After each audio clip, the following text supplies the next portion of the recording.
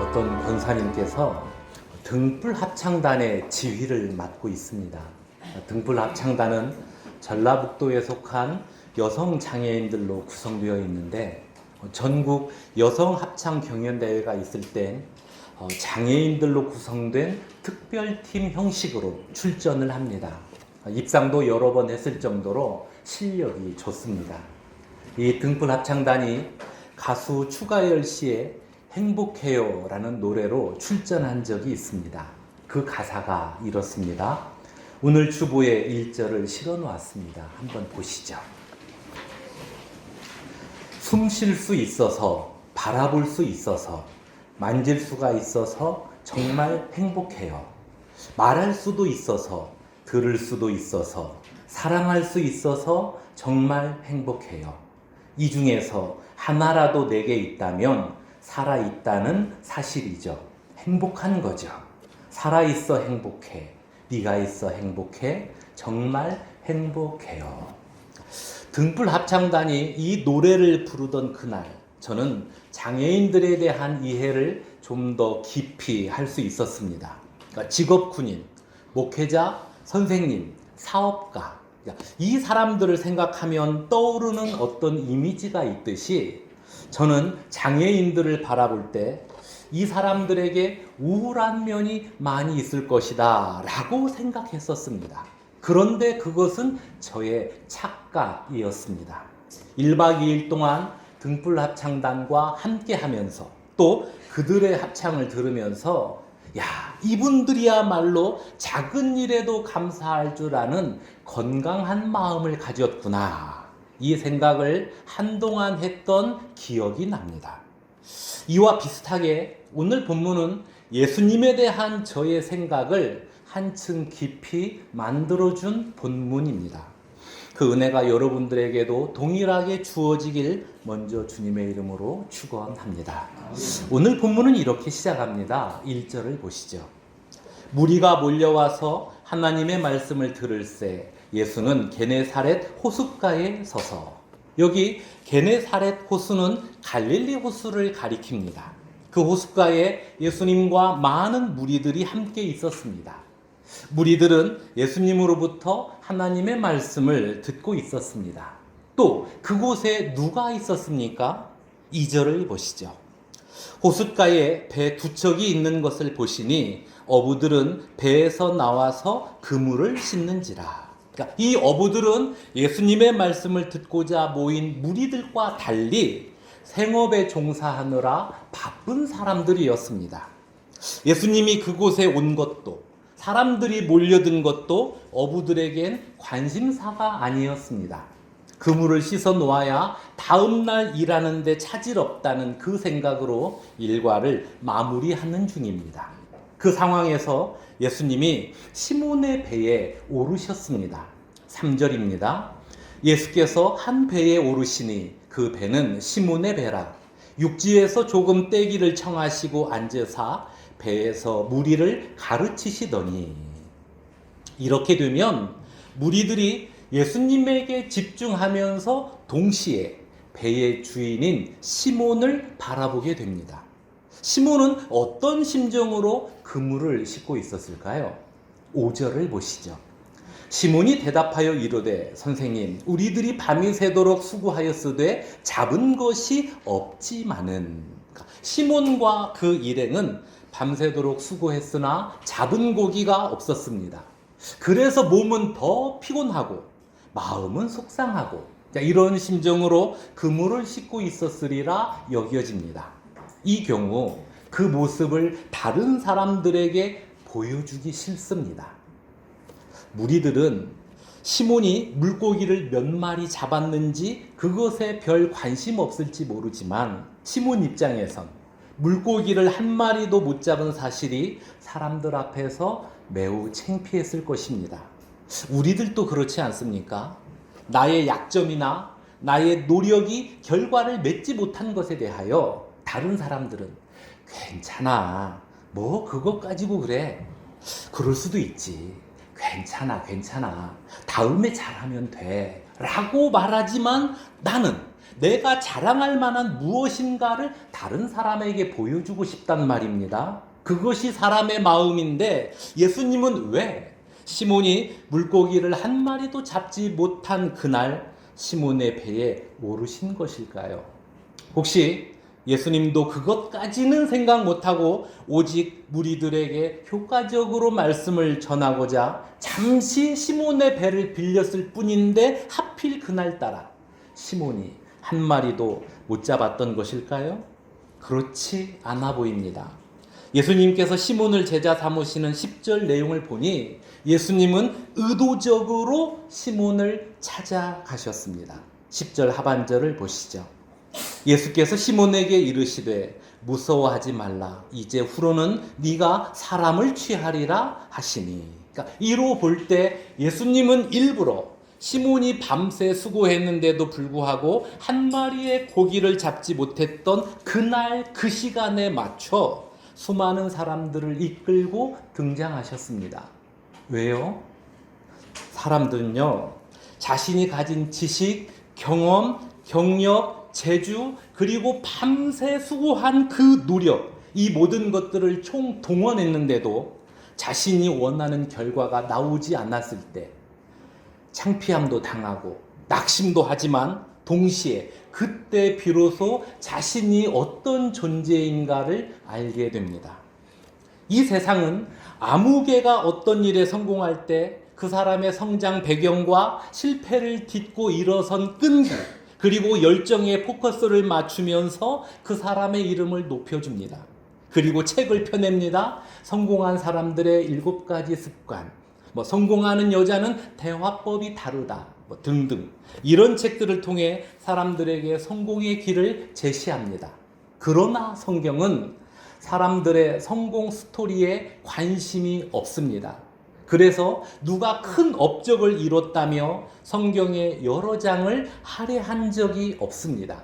대신 인생에서 실패를 겪고 낙심한 사람들에게 카메라 앵글을 들이댑니다.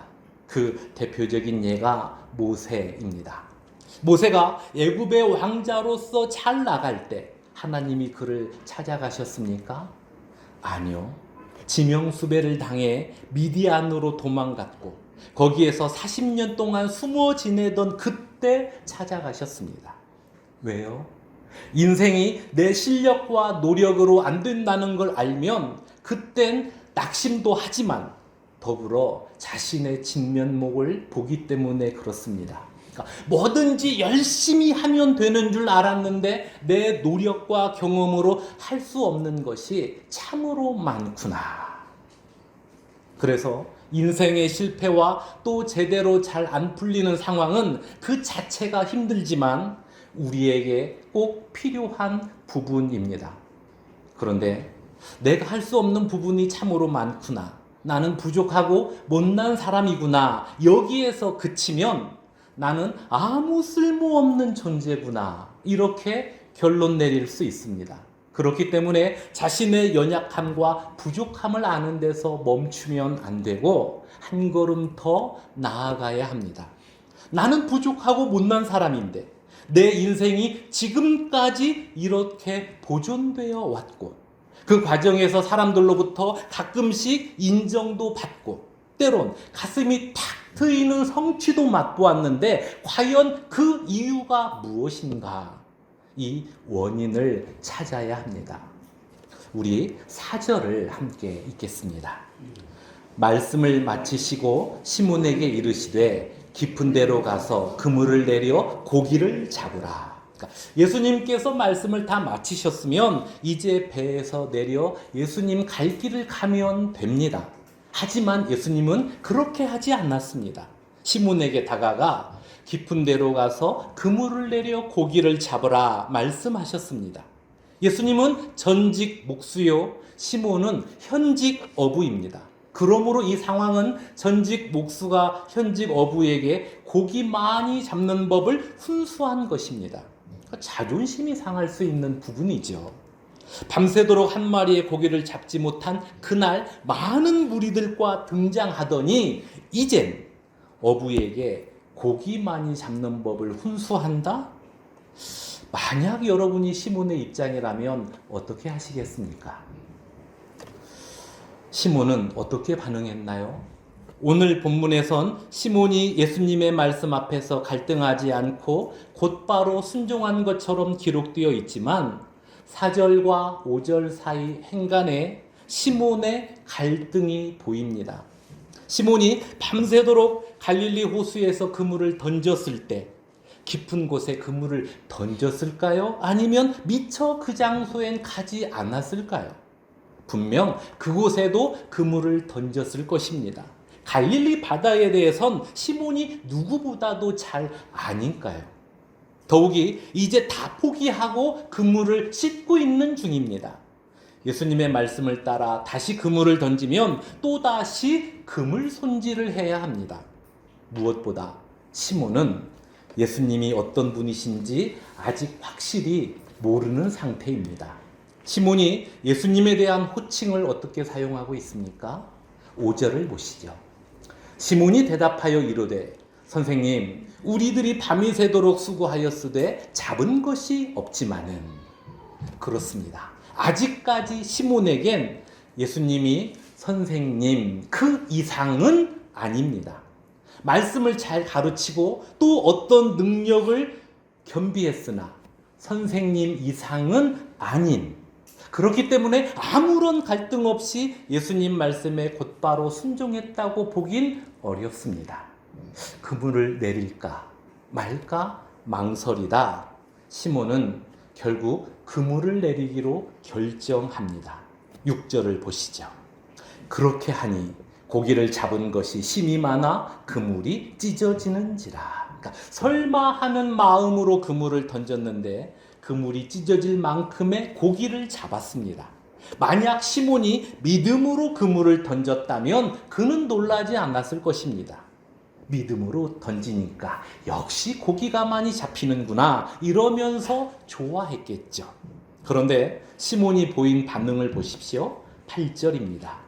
시몬 베드로가 이를 보고 예수의 무릎 아래 엎드려 이르되 주여 나를 떠나소서 나는 죄인이로소이다 하니. 그러니까 어쩌면 조금 전 시몬 베드로는 빈 그물을 손질하면서 인생이란 내 경험과 노력만으론 되는 게 아니구나 이걸 또다시 경험했을 것입니다.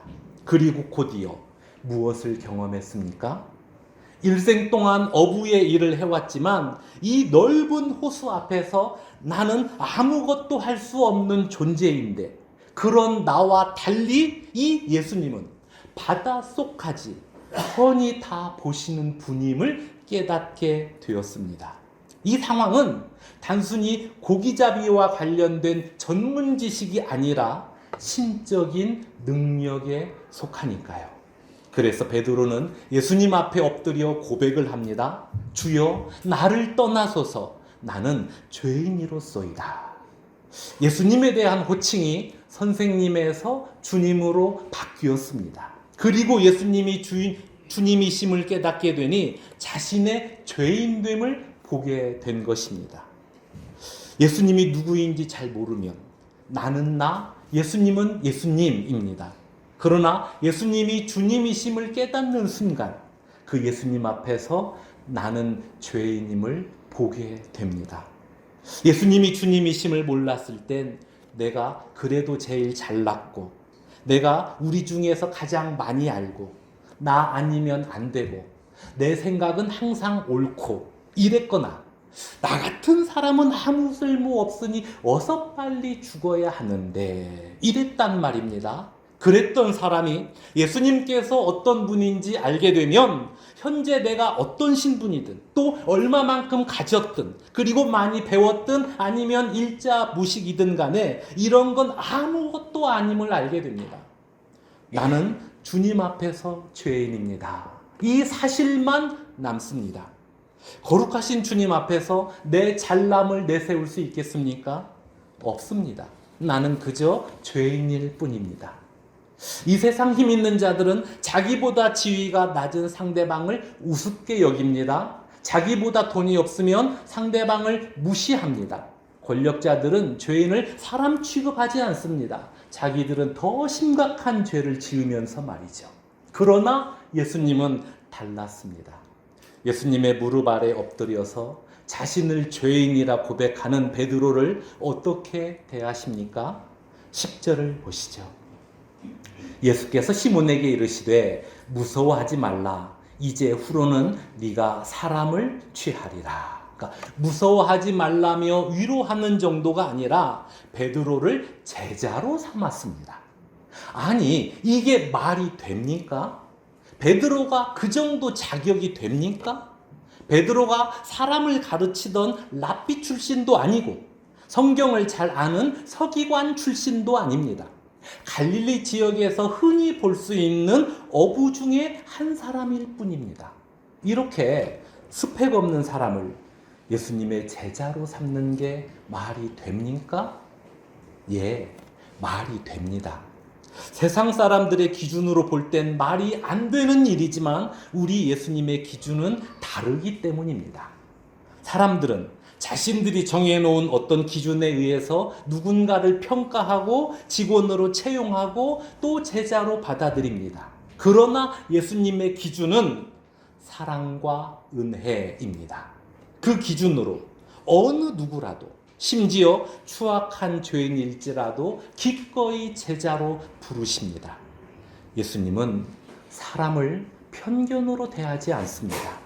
예수님은 사람을 실력 위주로 또는 열심히 헌신한 사람부터 줄 세우지도 않습니다. 예수님은 사람을 대할 때 사랑과 은혜로 대하십니다. 예수님의 은혜와 사랑은 우리의 생각 이상으로 풍성합니다. 그래서 저와 여러분이 하나님의 자녀가 된 것입니다. 저와 여러분은 앞으로도 주님의 은혜와 사랑을 계속 받게 될 것입니다. 우리를 향한 예수님의 인도하심 또한 우리의 생각 그 이상입니다. 그러므로 만약 여러분의 삶이 원하는 대로 되지 않고 더 나아가 창피한 상황이 되더라도 낙심하지 마십시오. 예수님은 십자가의 보혈로 백성 삼은 성도를 결코 소홀히 대하지 않습니다. 다산 정약용 선생이 유배지에 있을 때 한양에 있는 딸이 시집 간다는 소식을 전해 듣게 되었습니다. 유배를 온 상태라 사랑하는 딸에게 아무것도 해줄 수 없음을 안타까워하다가 매화나무 가지에 앉아있는 그 새를 그렸습니다. 그리고 그 아래에 시집 보내는 딸에 대한 아버지의 애틋한 마음을 시로 적었습니다. 이런 내용입니다.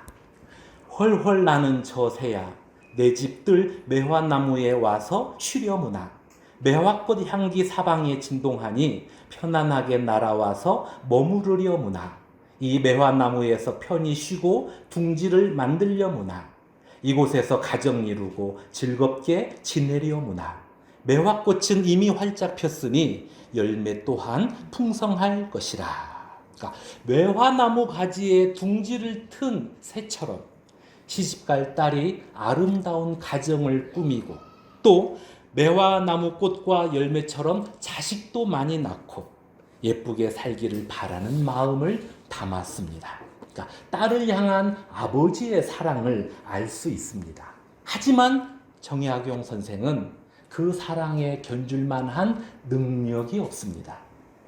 스스로 유배지에서 나올 힘도 없었던 것입니다. 그러나 우리 예수님은 풍성한 사랑만큼 능력을 가지신 분입니다. 성도 각 사람을 정확히 아시고 그의 필요를 아시며 변치 않는 사랑으로 일생 동안 동행해 주십니다. 그래서 우리가 해야 할 일은 우리의 주인 되신 예수님에게 시선을 고정시키는 일입니다. 유명한 발레극 백조의 호수에는 발레리나가 보여줄 수 있는 최고의 기술인 32회전 푸에타가 나옵니다. 그러니까 한쪽 다리의 발끝으로 회전하는 기술이 푸에타인데 가냘픈 몸매의 발레리나가 한쪽 다리에 이렇게 발끝을 세우고 32바퀴 회전하는 동작을 보고 있으면 감탄과 찬사가 저절로 나옵니다. 그 자세로 어떻게 32바퀴를 돌 수 있을까요? 발레리나가 몸의 균형을 유지한 채 32회전 푸에타를 하려면 회전을 시작할 때 가장 먼저 중앙에 있는 관객 중 한 명을 골라 그를 집중해서 본답니다. 그리고 회전할 때마다 그 관객에게 시선을 끝까지 가져가는 이 방법으로 반복합니다. 그러니까 32바퀴를 회전하는 내내 처음 바라보았던 그 사람만 집중해서 보면 균형을 잃지 않고 무사히 32바퀴를 돌 수 있답니다. 발레리나의 이 모습에서 우리는 중요한 교훈을 얻습니다. 그러니까 삶의 순간순간마다 예수님에게 우리의 시선을 고정시키면 넘어지지 않게 된다는 사실입니다. 낙심이 될 만한 상황이 종종 찾아오더라도 나를 붙드시는 예수님이 나와 함께하고 있음을 알 수 있기 때문입니다. 그 예수님은 우리를 편견으로 대하지 않거든요. 예수님은 우리를 대할 때 실력 위주로 또는 열심히 헌신한 사람부터 줄 세우지도 않거든요. 대신 삶의 어려움을 만나 고통에 처한 성도가 있다면 그를 더욱 긍휼히 여기사 그가 다시 일어설 때까지 옆에서 도우시고 힘을 더하여 주십니다. 그 예수님이 저와 여러분을 지금까지 붙들어 오셨습니다.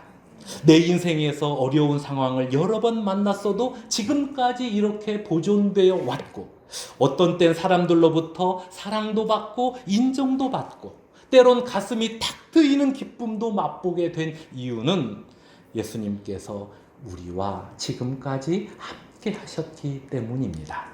그러므로 예수님을 향해 여러분의 시선을 고정시키십시오. 그리고 간구하십시오. 그러면 여러분이 생각하는 그 이상으로 여러분을 이해하고 품어주고 사랑으로 인도해 가시는 예수님의 그 크신 은혜를 경험하게 될 것입니다.